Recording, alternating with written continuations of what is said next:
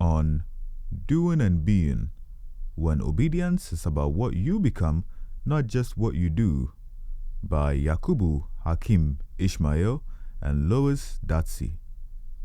Yakubu Hakim Ishmael, Master of Chaplaincy, is Director of Stewardship and Strategic Planning for the North Ghana Mission and is currently pursuing a doctoral degree in strategic leadership. Lois Datsi, who holds a doctoral degree, is the founder and research director of Kiloa Research Consult and a ministerial spouse residing in Tamale, Ghana. Quote, obeying God and denying self, end quote, was one of 8 attributes of discipleship found in the Transformational Discipleship Study conducted by Lifeway Research. Over 1,000 churchgoers who attend church at least once a month were surveyed. According to Scott McConnell, Vice President of Lifeway Research, specific sins that churchgoers should avoid were not listed.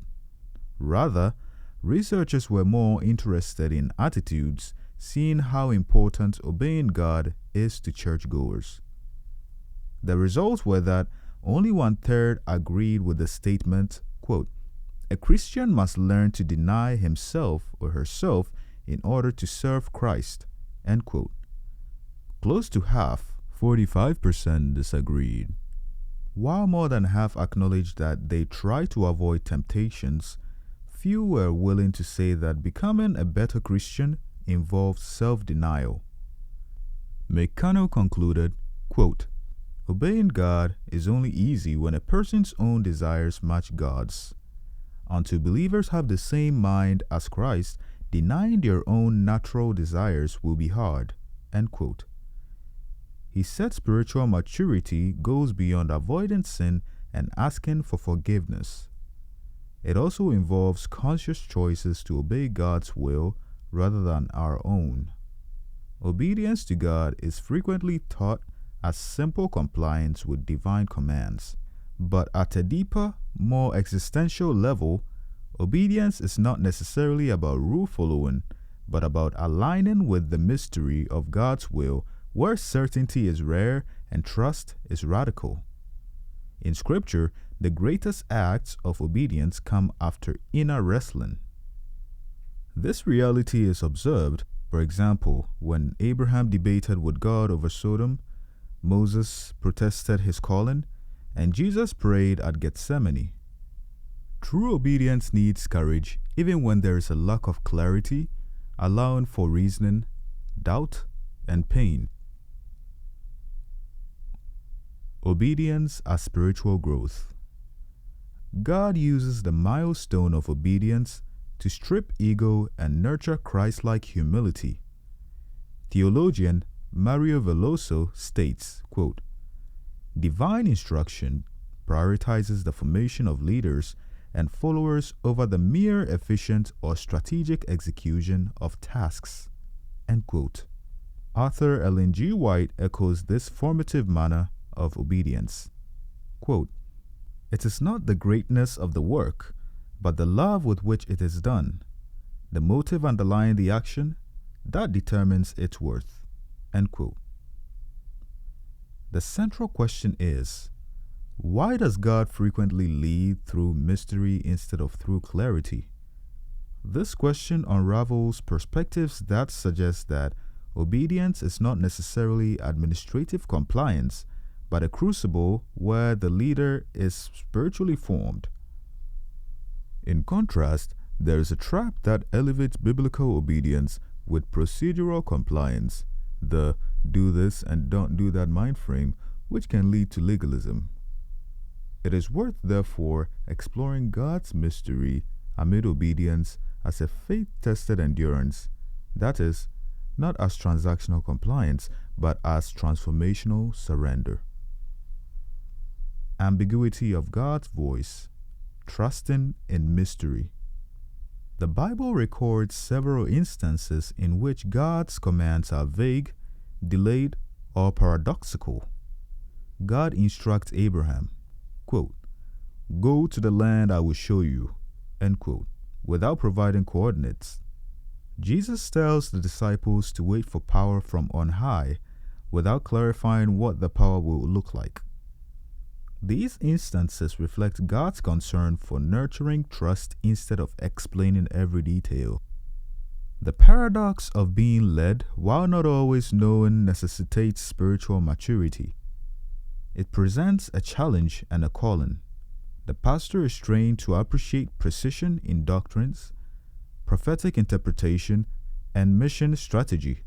However, divine leadership operates through mystery. Leaders are expected to discern without demanding control, to wait without wavering, and to act without always understanding. This eschatology aligns with the kind of trust that is required. A protest against self-will. Obedience and leadership should be understood as a countercultural, subversive act against the idolatry of personal sovereignty. Obedience to God should be a prophetic protest against self-will. It is not merely submission, but a rebellion against the tyranny of one's ego. For example, Jonah was instructed, but he disobeyed, which reveals that knowledge is not enough. In contrast, Jesus serves as the model of radical obedience, leading through humility, not status. Jesus became obedient to death on the cross.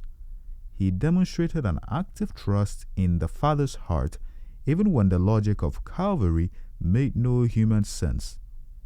His acts suggest a cruciform model of authority where leadership is not a platform but a cross, and when it is not about visibility but about vulnerability. Leaders must stand for the right regardless.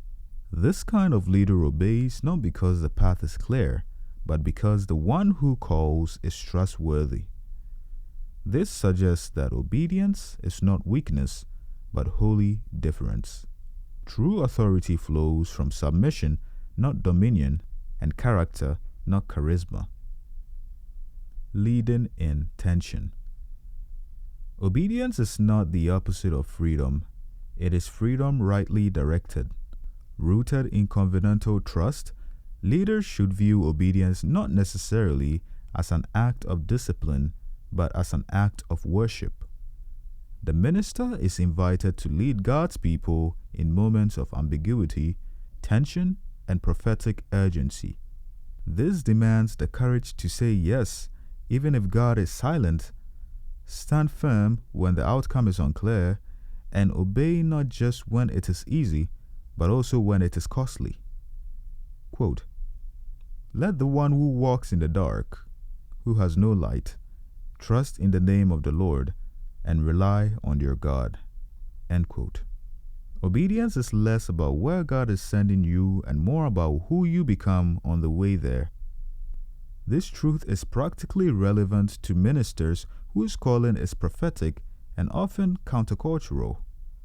The minister's obedience should mirror that of Christ and early church pioneers who followed divine light even when it led through personal dissatisfaction and social denunciation. Here, obedience is meant to purify, not just to guide. Pastors and church leaders are not called to accomplish a checklist, but to be shaped by every instruction.